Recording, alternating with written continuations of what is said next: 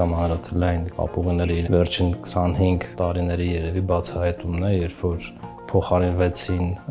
բենզամոլիբդենային կաբելները օպտիկամանրաթելայինով, որոնք ունեն ավելի մեծ թողունակություն եւ դեպի արտաքին աշխարհ ելքի համար, ինչ վերաբերում է թե զանգերին, թե տվյալների փոխանցման, բնականաբար երկիրը պետք է ունենա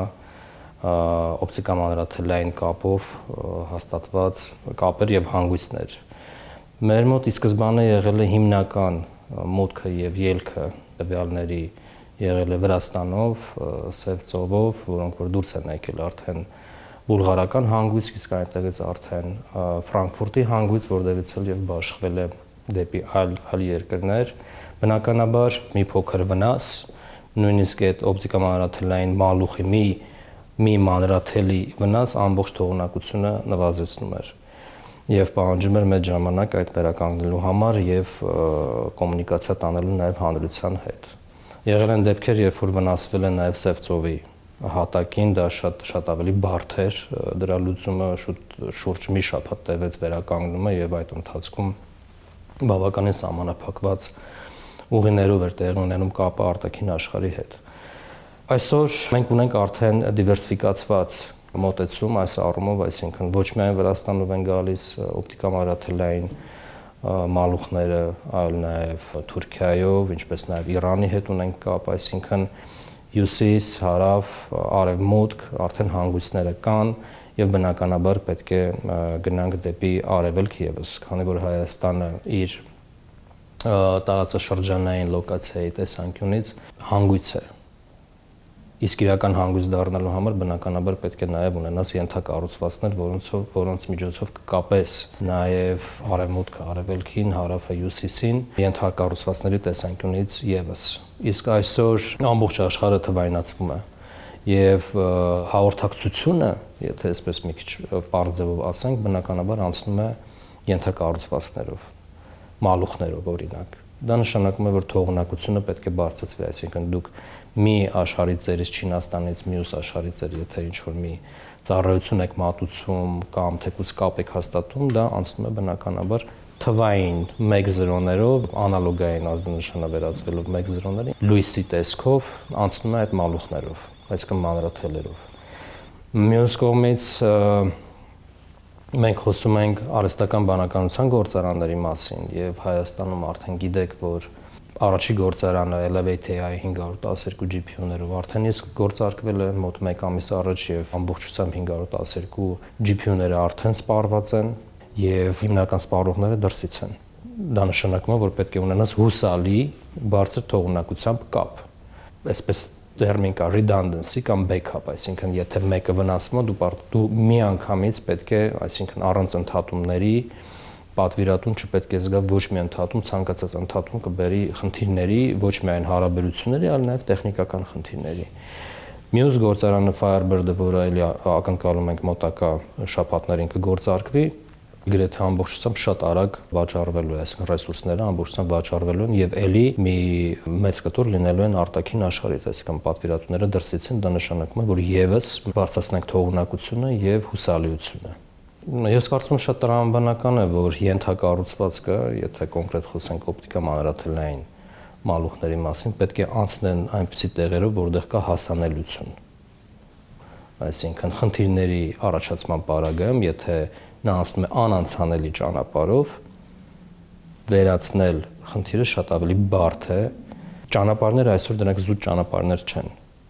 Իրենք պետք է լինեն smart, խելացի եւ ենթակառուցվածքներով հագեցած։ Եվ այդ ճանապարհների եզրերին պետք է լինեն եւ էներգետիկ ենթակառուցվածքներ, եւ օպտիկամանրաթելային ենթակառուցվածքներ, քանի որ այդ ճանապարհի եզրերին եւ ամբողջ ճանապարհով պետք է լինեն ինչ-որ հանգույցներ կամ հաբեր։ Եվ շատ տրամաբանական է, եթե նաև այդ ճանապարհի շուրջ ձևավորվեն էկոհամակարգեր, գործարաններ, իսկ այդ գործարանների համար անհրաժեշտ է նաև ենթակառուցվածք, ու եթե մենք կառուցում ենք ճանապարհներ, ապա անհրաժեշտ է նախապես պլանավորել ամբողջ ենթակառուցվածքը։ Խոսքը չի գնում, թե ճանապարհի կառուցումից հետո 5 տարի հետո ինչ կլինի եւ մենք ճանապարհը քանդենք եւ այդ մալուխը տեղադրենք։ ամբողջ ենթակառուցվածքը ճանապարհի եզրով պետք է լինի, այսինքն դա պետք է պլանավորված լինի, եւ կան արդեն հանգույցներ հասանելի տեղերում, որտեղ անհրաժեշտության դեպքում արդեն կգան եւ կմիանան։ Դա կլինի ինչ որ մի բիզնես, դա կլինի ինչ որ պետական ծառայությունների անհրաժեշտությունից ելնելով, այսինքն ենթակառուցվածքը պետք է պատրաստ լինի այդ եւ պլանավորված լինի հենց ճանապարհների երկաթգծերի կառուցման զուգահեռ։ 2025 թվականին ընդունվեց կիբեռանվտանգության մասին օրենքը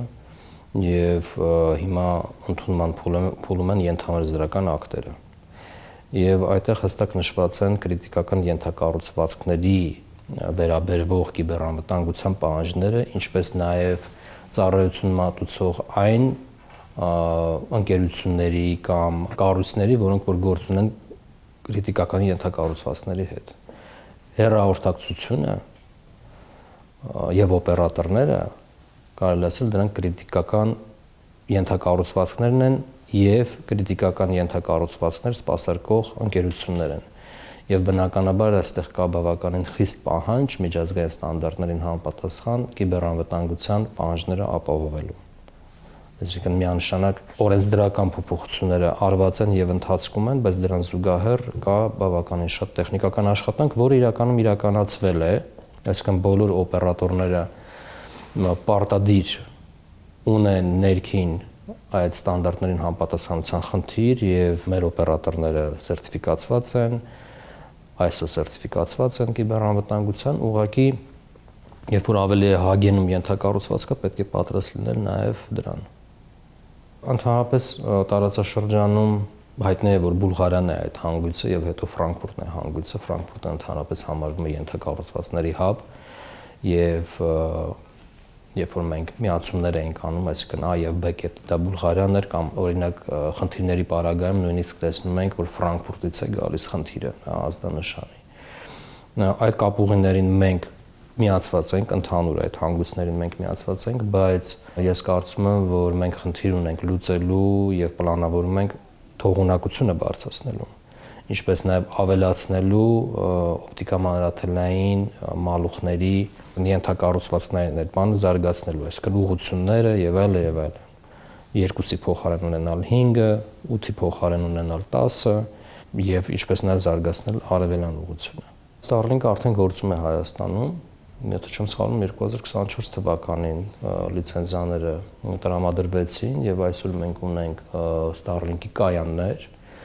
Դրանք զուգահեռ պրոցեսներ են, այսինքն արբանյակային կապ, ֆիքսված կապ կամ մոբայլ կապ։ Արբանյակային կապը հիմնականում կարող է լինել նաեւ որպես երկրորդային կապ, այսինքն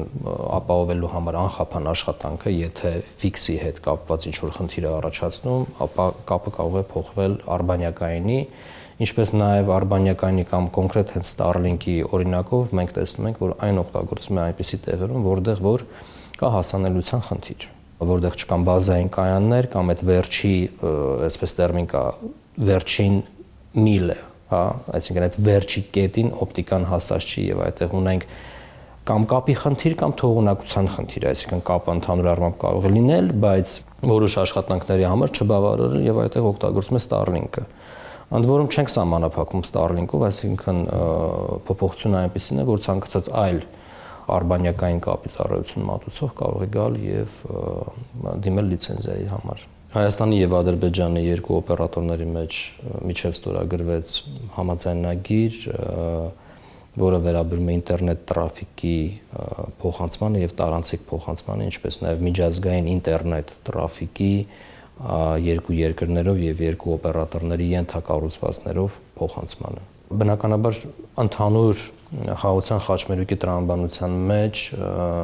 եւ արևելյան ուղղությամբ նաեւ կապուղիների բացման տրամաբանության մեջ սա կարելի է համարել որպես սկիզբ, որը տեղի ունեցավ երկու մասնավոր ընկերությունների միջև պայմանավորվածությունը։ Պետության տեսանկյունից բնականաբար այսինքն ստե քաղաքականության հարց կա, այսինքն մենք որ ուղղությամբ ենք գնում եւ ստեղ ամենակարևորն է ապահովել ճիշտ կիբեռանվտանգությունը եւ ընդհանրապես անվտանգությունը այդ կապուղիների ինչը կարծում եմ քննարկման հարց է եւ օպերատորները կարծում եմ հանդես կգան ավելի մանրամասն ինֆորմացիայով։ Այնուամենայնիվ hub դառնալու համար կամ կենտրոն դառնալու համար մենք պետք է հասկանանք, որ արևելքը եւ արևմուտքը միացնելու համար դա է լինելու ճանապարհը եւ ընդհանրապես այս խաղաղության գործընթացի մեջ եւ խաղաղության խաչմերուկի տրամաբանության մեջ, երբ որ մասնավորը կամ տնտեսավարողը կամ բիզնեսը հետաքրքրություն ունի եւ համագործակցություն ունի, դա կարծում եմ հենց այն սկիզբն է այդ հարաբերությունների կարգավորման։ Հակառակ դեպքում, եթե չկա փոխշահավետ մոտեցում, շատ դժվար է եւ շատ փխրուն է այդ հարաբերությունները։ Հայաստանի Հանրապետությունը այսօր թռչկաձև զարգանում է տեխնոլոգիական տեսանկյունից եւ դա նաեւ դիվերսիֆիկացման մեծ հնարավորություն է տալիս ոչ միայն ծառայությունների մատուցման, այլ նաեւ տեխնոլոգիաների, որոնք որ ստեղծվում են Հայաստանում եւ բարդ պրոդուկտների, որոնք որ ստեղծվում են Հայաստանում։ Բնականաբար սա բերում է տաղանդների պատրաստման խնդրին եւ մեկ այլ մարտահրավեր մենք ունենք այսօր, դա արհեստական բանականություն մարտահրավեր, շատ ընկերություններ, որոնք որոշ ծառայություններ են մատուցում, արհեստական բանականության միջոցով կարողացել են փոխարինել այդ ագենտների միջոցով կարողացել են փոխարինել նաև աշխատակիցներին, որոնք որ կոդ գրող են եղել ծրագրային ապահովմամբ են զբաղվել եւ մենք խնդիր ունենք նաև այդ մարդկանց վերապատրաստելու դեպի ավելի խորը տեխնիկական, տեխնոլոգիական ուղղություններ, հա դա դրանք կիսաօրչային ոլորտներն են, դրանք կենսաբանությունն է, դրանք նյութագիտությունն է եւ այլը, որը որ դառնում է ավելի առաջնահերթ այսօր, քանի որ Հայաստանը նաև ունի կնքված համաձայնագրեր Ամերիկայի Միացյալ Նահանգների հետ, Ֆրանսիայի հետ, Եվրոպայի հետ կիսաօրթիչների ուղղությամբ, արհեստական բանականության, ինչպես նաև քրիտիկական նյութերի վերաբերյալ, այսինքն այստեղ շատ կարևոր է, որպեսզի մենք կարողանանք ճկուն լինենք եւ արագ։ Նախարարությունը մշտապես համագործակցել է եւ համագործակցում է համալսարանների հետ, քանի որ մեր հիմնական խնդիրն է որպես կապող օղակ բերել ինդուստրիան դեպի համալսարան եւ համալսարան դեպի ինդուստրիա։ Այսինքն որպեսզի պահանջարկը եւ առաջարկը մոտիկանան իրար, այսինքն այն ինչ որ ինդուստրիան այսօր պահանջում է, համալսարանը տա այդ մասնակիցներին։ Սա բնականաբար տեխնոլոգիաների տրանսֆերի ուժեղ մեխանիզմի ստեղծման մասին է, հեղինակային իրավունքի պաշտպանության մասին է, որպեսզի մեր գիտնականները կարողանան համագործակցել, աշխատել ինդուստրիայի հետ, մասնավոր հետ, առանց վախենալու, որ իրենց հեղինակային իրավունքը կամ իրենց գյուտը ինչ որ մեկը կսեփականացնի։ Եվ այս տրամաբանության մեջ մենք սկսեցինք մշակել 2 տարի առաջ բարձր տեխնոլոգիական արդյունաբերության ռազմավարական ծրագիրը եւ մոտենում ենք ավարտին, այն կընդունվի զուգահեռ տնտեսության վերափոխման եւ կայուն զարգացման ռազմավարության շրջանակներում եւ այդտեղ շատ է խոսվում մի մեծ կտոր վերաբերում է հենց կարողությունների զարգացմանը, համագործակցությանը համալսարանների, բայց շատ բազային եւ ֆունդամենտալ տրամաբանության մեջ, այսինքն հեղինակային իրավունքի պաշտպանություն, տեխնոլոգիական տրանսֆերների ուժեղ հիմքերի ստեղծում։